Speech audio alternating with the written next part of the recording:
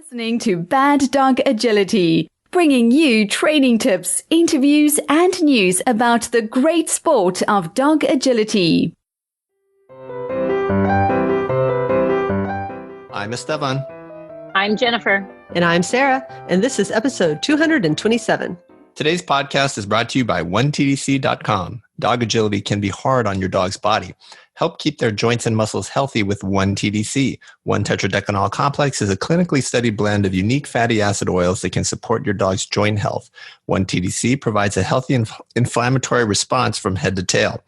All of our listeners will automatically qualify for a great 1TDC special offer by purchasing online at BDA1TDC.com. That's BDA, the number 1, TDC.com. Today's podcast is also brought to you by hititboard.com. Hititboard.com has the innovative training tools you need for agility. Having problems with the dog walker A-frame? The Hititboard can fix that. Your dog doesn't like tugging? They'll love the Tug It. Can't move your A-frame around by yourself? The Move It can. Go to hititboard.com and use discount code BDA10 to get 10% off your order. That's hititboard.com. In this podcast, we're going to talk about why you should watch the upcoming FCI Agility World Championship. And we are just about 2 weeks away.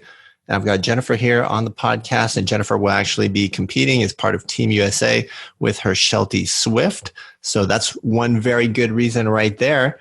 They are the overall silver medal winner for the medium height class from last year. So this is, and that was his first competition, right, Jennifer?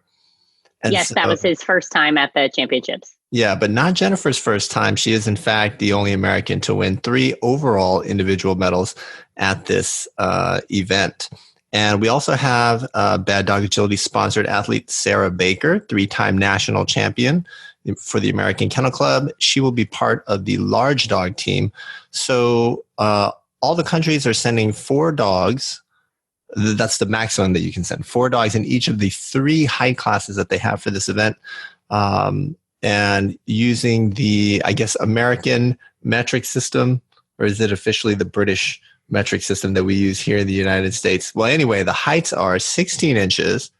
That's your medium. 24 inches, that's your large. And I probably should have started with small.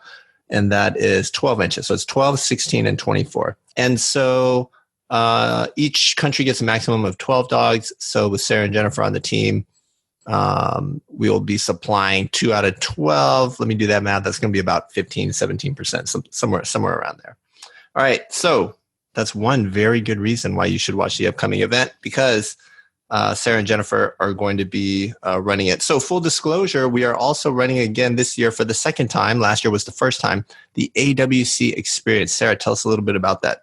So this is an event where we follow 4 handlers this year. Last year we followed 3 handlers that cover all 3 heights. And so these handlers we're going to provide their runs, and they're going to analyze their own runs and talk about what went well and what didn't go well. And you can learn a lot from hearing a really high-level competitor talk about why they made the decisions they made on course and execution points and all of that. So last year was the first time that we ran this. I went to the event to do all of the videotaping and uploading and all of that.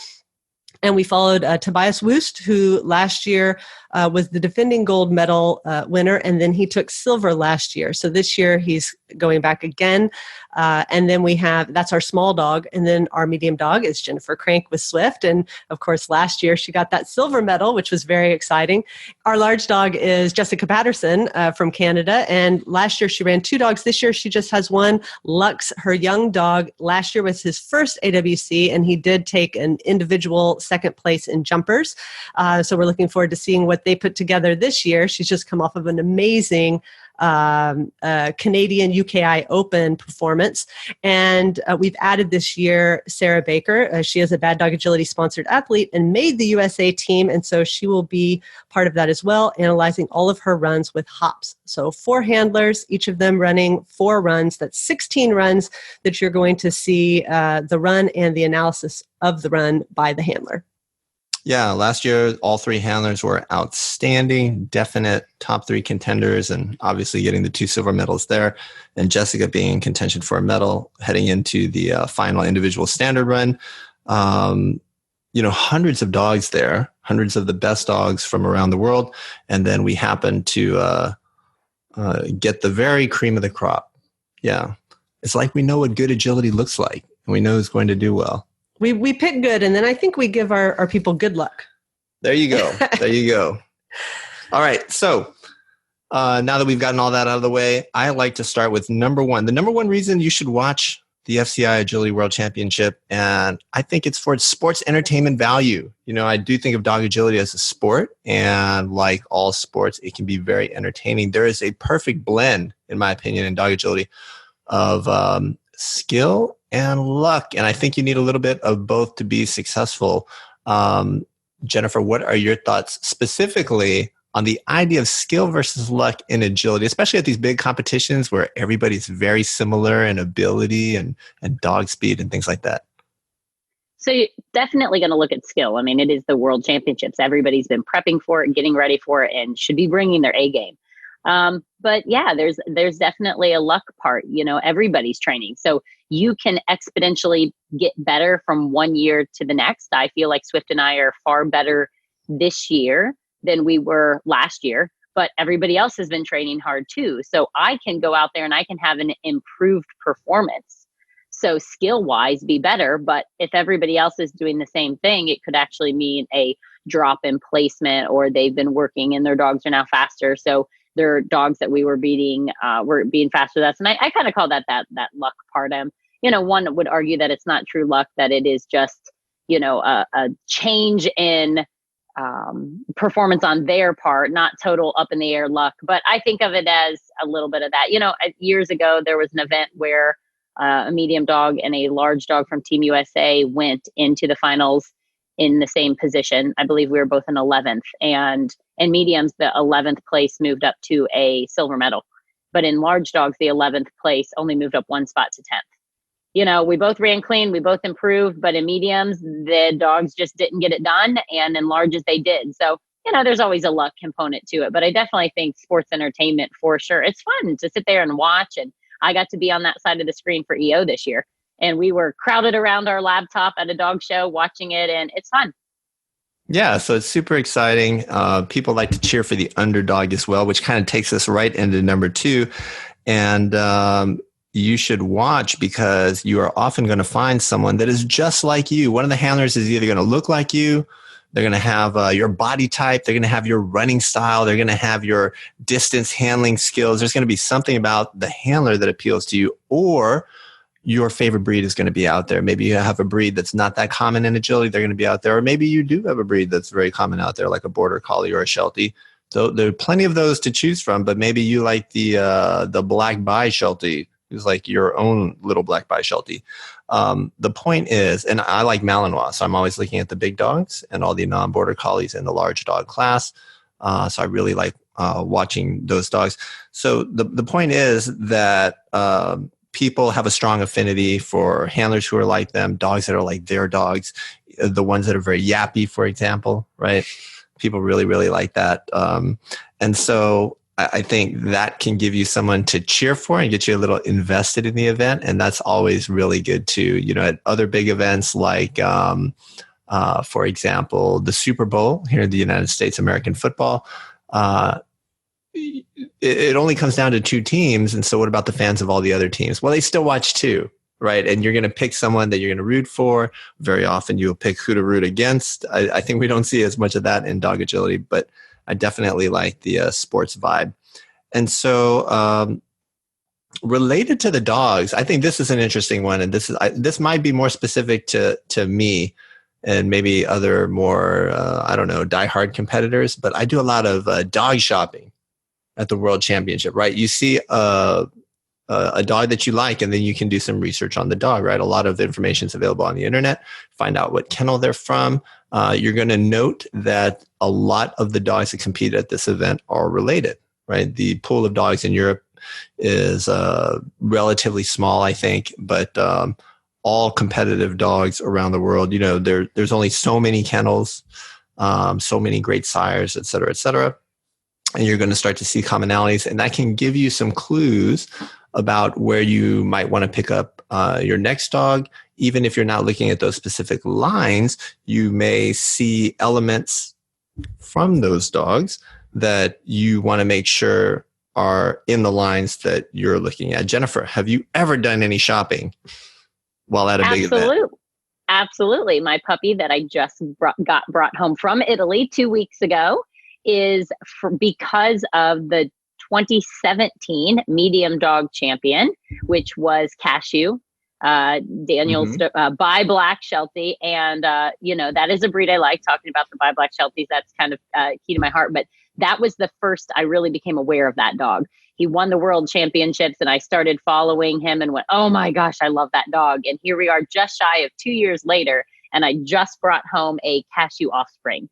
So it's taken me almost 2 years in the making, but I looked at that dog and I said, I want an offspring from that dog. So it required me going to Italy to bring a puppy home. But the world championships in 2017 is exactly how I went shopping for my recent puppy, Vento. Man, that is awesome. And the listener might not believe this, but we did not plan that or script that. I actually had completely forgotten that she had gotten a new puppy. And yes. I went black by Sheltie because my trading partner has a new dog that she just brought out. And so again, that was coincidence. Me and Jen planned this ahead of time, I swear. All right. It was a perfect question to hand over to me. There you go. For my answer. Yeah, that was great. Okay, the next one. Sarah, why don't you talk about this? Because I think it's a little bit related to the AWC experience that we have coming up. Yeah, I think the other key to really enjoying this event is to walk the map. And by that, I mean, get a hold of the map ahead of time if you can and take a look at the course. Well, it's going to be posted all over the internet, right. But are we going to be? Okay. Yeah, I'm getting there. Okay. Yeah. I'm jumping the gun. Yeah. So it can be hard to find that map, but since I will be there live on site, I will be posting them to the Bad Dog Agility Facebook page. So you should be able to find them there pretty much as early as anybody, because I have a media pass for the event and they give us the maps pretty much at the same time they give them to the competitors. So you can go there and find them as soon as they're available. But I like to walk the map because instead of just watching the event passively, it gets you thinking about the course, thinking about how you might handle the course. You see the traps better, especially because the live stream view, you might not see a full picture of the course. It might be just the couple of obstacles around the handler. And so looking at that course map ahead of time will give you a better sense of how that space is going to be laid out. And then it's more like an experience when you watch the event. And Jennifer, here in the United States, everybody gets a course map before their run. We all stare at it and then we go and walk the course. How are course maps used at the Agility World Championship? At the championships, the biggest thing that's different is you don't get the course maps right at the beginning of the day. So here in the US, whether it's AKC, USA, UKI, you show up in the morning and generally by 7 or 7:30 a.m., all of the courses for all day are already posted. So even if you're not going to run that run till 3 p.m., at 7:30 in the morning what the course is. So you have all day to think about it, to devise your plan, ask other competitors questions. At the World Championships, they do not hand out the maps until the previous course is done. So if it runs small, medium, larges, like it will on the last 2 days, Saturday and Sunday, they will not hand out the medium dog maps until the last small dog has run. So we don't get the chance to stew over the course, obsess over the course, ask questions for very long. We get the map and they're already building the course on the floor. So during the small dogs, we can sit and watch the small dogs, but we have no idea if our course is going to be similar to that, if our course is going to be completely different than that. So it's a little bit different in terms of when you get them. Now, it used to be that in the past, sometimes there would be no maps, or sometimes they'd only give one map per team. So we'd all have to take a photo or huddle around the coach. Last year, they did give 4 maps, so one for each dog in the jump height. So we did each get our own map. You don't get a map if you're not in that height, but we did have our own map to take ringside. And then we would kind of watch them build the course as we looked at our map and began to figure things out. Yeah, I think that's one of the most interesting differences about agility here and there. I was kind of surprised to learn that that's how it worked. So Interesting stuff. Okay. So number 5, the number 5 reason you should watch this event. And that is whether or not you're in a training group, you do a lot of training on your own, you have equipment in your yard or a place that you can go, or you're an instructor. This event is always great for training ideas. With social media, we're in instant communication with each other, right? Jennifer is going to run a course. You're all going to see her run it. Some of you are going to see it live. And then 5 minutes later, you can go out to your training field, pack your dog up, set up the exact same course she just ran, and you can run that course as well. And I'm telling you, people all over the world are going to be doing this. And don't feel intimidated like you have to set up the entire course. One of the cool things about this is when you're watching it, you're going to find a sequence. It might just be a 3 obstacle sequence, a 5 obstacle sequence, something that fits in a 50 by 50 space. And you can go set up just that one piece and practice that on your own. So it doesn't have to be the entire course. Just find something interesting or something where you're curious about different handling maneuvers that you might use there, or you're curious whether your dog can do that. Yeah, raise your hand if you're listening to this and your instructor is going to take a part of one of these courses and put it in your class next week, and you guys are going to be working on it, right? So this is something that's very common in dog agility. Jennifer, when you guys have classes in Ohio after the event, things like that, how often are you incorporating stuff that you got from the World Championship? Well, for me, I'm going to be honest here, maybe not the answer everybody was expecting, but I have been prepping for this since May. When I come home, I'm a little over all of the courses that we have been training from these judges for the last 4 or 5 months. Every single week since May, there has been a course from one of the 2 judges set up at my building. So I just promised the students, we started our break yesterday. We have a 2-week break while I get ready to go to the event. And I said, if you never see one of these courses again, it's okay. But what I do like to do is I like to set up small sections and time them to see if I made the right choice. So a lot of times at the World Championships, there'll be a section where you'll see some handlers go one way and some handlers go the opposite. Sometimes it's a change in dog's path, and sometimes it's just a change in handling, a front versus a blind or a rear. I do like to set that up and see if I made the right choice, or if it's an event I didn't go to, see what would have been faster. And kind of going, did I make the right choice? Did I choose the fastest one, or did I go with the slower one? So I think that's another fun thing to do when you see sections is maybe when you walked the map, that first part we were talking about, you thought, okay, I'm going to turn the dog to the left. And then you watch people go out there and they're turning their dog right. And now you're sitting there going, wow, I wonder which would have worked better. Just go out, you set it up, you run it both ways. And whether it's a matter of seeing which went better or seeing which went faster, I really like to do a little bit with timing and seeing if the option that I chose was on par with maybe what some of the other handlers did. That's awesome. And Jennifer, again, has perfectly anticipated my next point that I was going to make. And this is going to be our 6th reason that you should watch the Agility World Championship. And we're looking for that I can do that too moment, right? When you go back home and you set up these things, you get that confidence, you get that excitement, and it can really fuel your motivation for the next at least several weeks. I find that I'm pretty motivated, perks up my training, especially after a hot summer. But one of the things I was going to say, the other thing that I was going to say about it is it would be very different if I were competing in it. So as Jennifer, I'm sure will tell you, this is the culmination of like a year of planning, right? She wants to do the best she possibly can this weekend, not 2 weeks before, not 3 weeks after. Everything is geared around those couple of days that she's going to be at this competition. And usually at the end of a very big event, regardless of the sport, whether it's, basketball championship, football final, sports that you participated in high school, the off season starts immediately after the championship, right? That's when you're going to give your dogs time off. You're going to mentally recover. You're going to do all those things. Okay.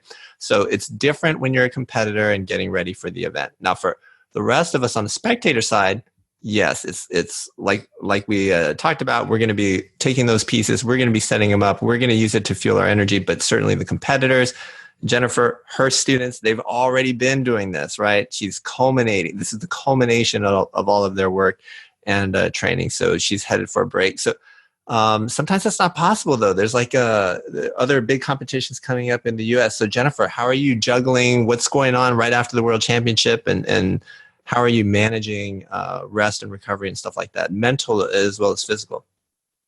It's not going to be a tremendous rest for me, but it's certainly going to be a bit of a rest for Swift, and it'll be a chance for me to focus my attention onto the other dogs as they get ready for events. Mm-hmm. So Swift has been my main focus since May, and as a result, Pink has had a little bit of off time. So now it's time to switch over to her a little bit more, get ready for Sino Sports, and direct some of my time back on the puppy. Very nice. Very nice. All right. So I think that's going to do it for this podcast. I did want to keep it short. And Sarah has something she wants to jump in here with. Yeah, I did want to just mention, we've been talking about how to get the most out of the live stream. And I did just want to let people know what we do know about the live stream right now, which is that there will be one, but we don't, like at this moment, you cannot yet register for it, and we're not exactly sure how that's going to work. So I'll put a link. And we are not providing the live stream. We are not providing someone else. They do a live stream. You have to pay money for it, right? Presumably, yeah. Presumably, to get the live stream. Some years it's better than others, and different groups do it. My understanding is in the past it hasn't been the same people every year, and the AWC experience that we are doing that. If you're going to participate with us, is different from the live stream. Okay, so for people who want the whole immersive experience, you want the live stream and the AWC experience, that's what you want to do. That's right. You probably want to get them both. For those of you who are like, man, with the time difference and the hundreds of dogs running and I got to work and I have an agility trial that weekend as well, I'm not going to have time to take advantage of the live stream. They've had real problems in the past of getting runs after the live stream. Right, like the video on demand. Well, and sometimes. we don't know. We don't know who's providing the service. We don't know if there's video on demand or if it's just live stream. So, if you are going to look at the live stream, be sure that you are conscious of that difference. Live stream usually just means literally watching it live, and it's video on demand that lets you watch it later. So when you're looking at that, and I will update the show notes of this episode when there is more information. But I just wanted to point out to people that there is live stream, but we don't really have any more details other than that at this exact moment. Right. But we do guarantee if you want to see all of Jennifer's runs, if you want to see all of Sarah Baker's runs, Tobias, Jessica, then you're going to see all their runs and their own self-analysis right after their runs. And as close to real time as we can do. You want to sign up for that AWC experience. Sarah is going to be there on site. I get to hold down the fort. That's 2 kids, 2 puppies. Yep. And it's painful. I'm not looking forward to it. I know. I hope I get to watch some of the World Championship. I'll wake you up. Thanks. All right. And that's it for this week's podcast. We'd like to thank our sponsors, 1tc.com, hititboard.com, and also NTI Global. Accessories on the go. Compress the tunnel for storage or carrying with an NTI Global Tunnel Leash, now in stock. Add those tamer bags to your tunnel to keep it weighted and in place. Hold equipment steady with some anchor bags. Visit shop.ntiglobal.com for the widest selection of dog agility tunnels for both competition and backyard training. Known for free shipping, more options, high-quality products, and low prices, NTI Global has got you covered. They also offer a full line of accessories and agility storage solutions. Need your agility gear in a hurry? Don't forget to check the in-stock selection. Visit shop.ntiglobal.com and use promo code NTI19storage for 5% savings off today. Promo code good through September 30th, 2019. Happy training.